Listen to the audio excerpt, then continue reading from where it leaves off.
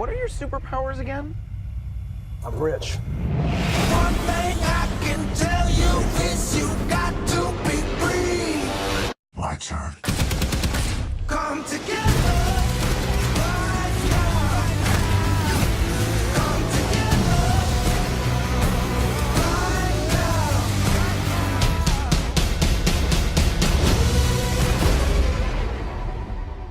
Shall we?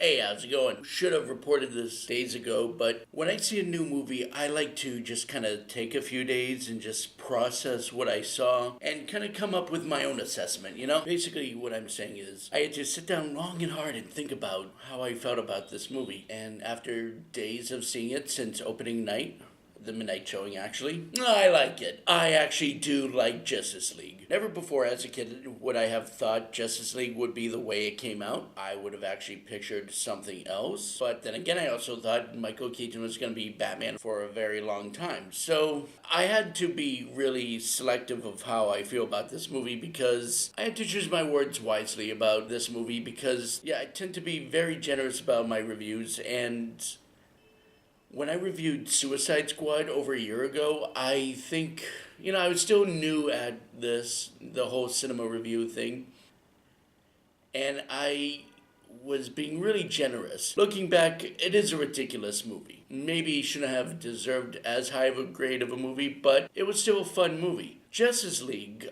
I really do feel like Warner Brothers took notes and did everything they could to make a better movie. In no way, shape, or form am I saying Justice League is a perfect movie. Far from it. Still say there's no such thing, but it's still enjoyable. This here is the non-spoiler version of Justice League. So if you haven't seen the movie, please go see it. It had a very low turnout. Even the theater I was in only had like a handful of people. The movie deserves better than that. Everyone in the theater enjoyed it. I enjoyed it. Andy, who's also in Anthonyx Maximus Reviews, he enjoyed it. It was a good time. It was a real breath of fresh air after dealing with Batman vs. Superman Backlash, a movie I enjoy. But with Batman vs. Superman, I always say if you just take the movie and rip out the middle, it would have been a whole lot better. Justice League actually hits just below 2 hours, give or take. It's kind of fine because I really don't need movies to be that long. Character you expect to return returns. Come on, we know who it is. We saw the trailer. The setup was great. J.K. Simmons as Commissioner Gordon. He was no Gary Oldman, but I actually believed I was watching Commissioner Gordon on the big screen. The Batman scenes actually felt like watching a Batman movie. Wonder Woman scenes felt like I was watching a Wonder Woman movie. They had a good job setting up each character, but not taking too long about it. The movie is pretty straightforward. They don't do side plots. They don't do anything like that. The comedy is great. There were some okay laughs, but still, I laughed. I actually got excited when I saw the movie. I even had some loud reactions watching the movie as well. The plot is pretty simple. A bad guy named Steppenwolf comes to Earth because he's trying to open up a huge portal to unleash evil upon the world, and it's of course leading up to Darkseid. Darkseid is, and I'm trying to simplify the explanation for him for the people who aren't real comic book followers. Darkseid is kind of like Thanos of DC, except for I think he's better. Darkseid's my favorite villain. But you don't get Darkseid, you get his general, Steppenwolf, and the Parademon army. The Parademons are the flying around bug-like soldiers that you saw in the nightmare sequence of Batman vs. Superman. How would I say about Steppenwolf?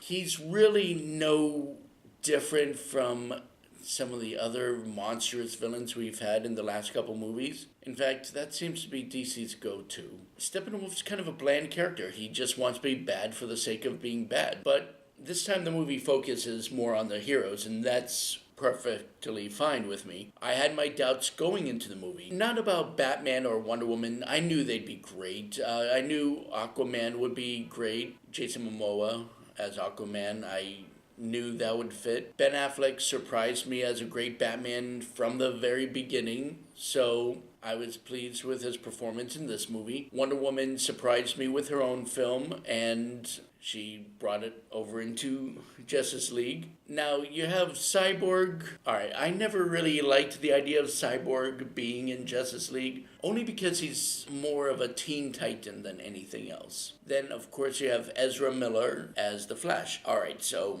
Ezra Miller, I didn't really care too much for him. Yeah, he was great in some other movies I've seen, like Perks of Being a Wallflower. When I saw him be the Flash in Suicide Squad, I knew he had that spark to be the Flash. The only problem I have with that is not with him, it's with more of the writing. And it's not Warner Brothers writing, it's actually the New 52 writing. It's almost like the writers always want to mix Barry Allen Flash with Wally West Flash. With the New 52 DC comics, they always seem to confuse Barry Allen with Wally West Flash. Wally West has always been the funny one, but somewhere along the way they decided to cut out Wally or deplete his character and make it more about Barry Allen. Even to the point of even the Flash on CW is very Wally West like too. You know, Ezra Miller, he had to play the Flash that way because they needed that younger superhero to be kind of like the wide-eyed wanderer of Justice League. That works for the dynamic. You can tell everyone got along very well. I don't think anyone fought on a set. I don't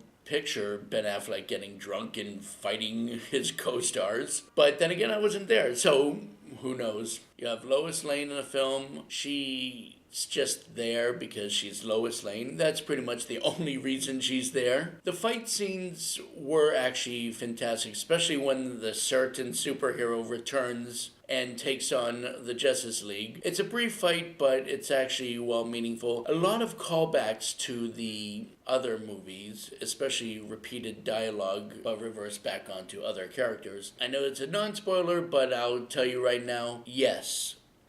They actually do use a little bit of John Williams' Superman theme. Ooh, I might have said too much. Again, you saw the trailers. They actually use some of Danny Elfman's Batman theme. You could call it fan service, but at the same time, I think they're just trying to bring it back to the basics. It's a very lively, more energetic film, not depressing. You're not going to walk out of the theater depressed. You're going to actually walk out of the theater hyped. Now, let me complain. Because again, the movie wasn't 100% perfect. The bad guy was there. He just served as a bad guy. There was no reason for him to be a bad guy except for to follow orders of an even greater bad guy that we never see. You never really care about his plan. Not that you're supposed to care who the bad guy is, but gotta give him some kind of energy. But there is a cool flashback scene of him fighting soldiers upon soldiers, and it looks very cool. Now here's the biggest problem I had with the film. Their use of CGI, I believe they were rushed to finish this film because the CGI, with all the fighting and everything, it kind of looked like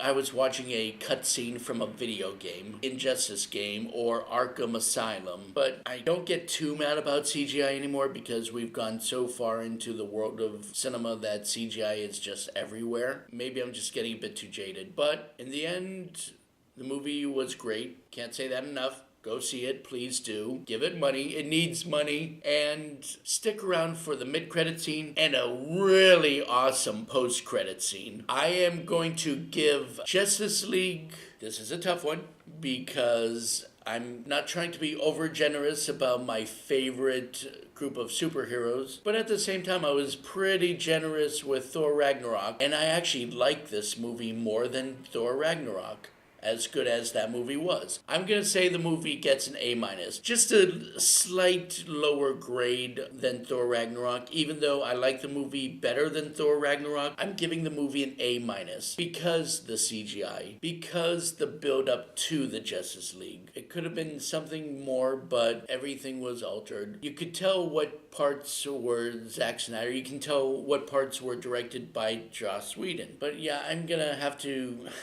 with a heavy heart, give the movie a A-. That's generous but heartbreaking to me. It's the CGI. It's just,